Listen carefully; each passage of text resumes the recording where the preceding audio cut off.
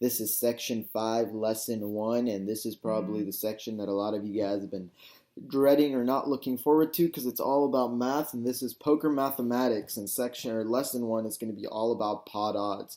So before I get started with this, guys, I want to let you know that even though it is have math and it does involve you to sort of use your brain, it's not going to be something too crazy or something too complex.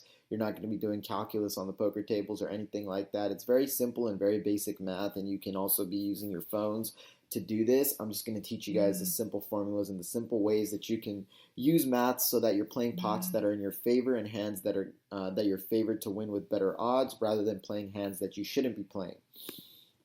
So the first thing is, what are pot odds and what about flushes and straights? So pot odds are the method for figuring out whether you should chase a draw, such as a flush or a straight. Pot odds are going to tell you if it's profitable or not. So if you thought that you should chase every single flush or straight draw that you have, you are absolutely wrong. You should only be chasing the specific ones that can provide you with good pot odds, which basically means the goal out of this is that you want your pot odds to be greater than your hand odds, which is what makes you profitable. So you must be wondering, why use pot odds? The most simple answer to that is because it makes you money. If you always know whether the best option is to fold or draw or to call when you're stuck with a flush or straight draw, you're going to make yourself a ton of money in the long run. Pot odds are extremely easy to work out when you get the hang of it. It only takes about a second to do the math to see if you should call or fold when you are in a drawing situation. So working out whether to call or fold. So number 1, figure out how likely it is that you're going to complete your draw. So ask yourself how many potential cards can complete your hand and how many you really believe are left in the deck based on the knowledge you have. So for example, there are 47 cards that you do not know about. There's 52 cards total in the deck,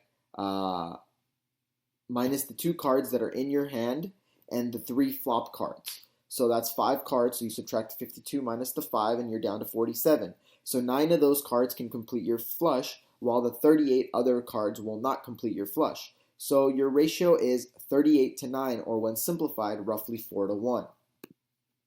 Continued working out whether to call or fold. Compare the size of the bet to the size of the pot. So example, $20 bet and a $100 pot is equal to 120 to 20, which is a 6 to 1. So the 25-cent bet's going to be creating a total pot size of 1.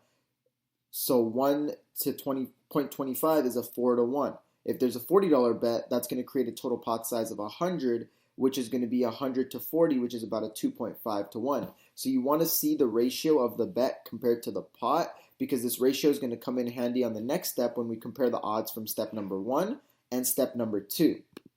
So working out whether to call or fold. So compare the 2 ratios. All you want to do now is put your 2 odds next to each other. So let's say the pot odds are 5 to 1 and the odds of completing the draw are 4 to 1. The pot odds in this case are bigger than the odds of you completing the draw. So thus, you're going to make more money in the long run each time you hit or call according to these odds. Therefore, your best move is to call. So it's a very simple mathematical formula that you're trying to create, and you're really just breaking down ratios and using simple fractions and just kind of simplifying them, and that's really how you figure out whether to call or fold. The important and handy note to keep in mind, so if your pot odds are bigger than your chances of hitting, you should always call. If your pot odds are smaller than your chances of hitting, you should always fold. It's that simple, and this one technique alone is what the professionals and the super advanced players playing the large stakes tables use, and that's what allowed them to be profitable for so many years. And that's the one thing that you guys should keep in mind as well. So that's it for this section. I'll catch you guys in the next one.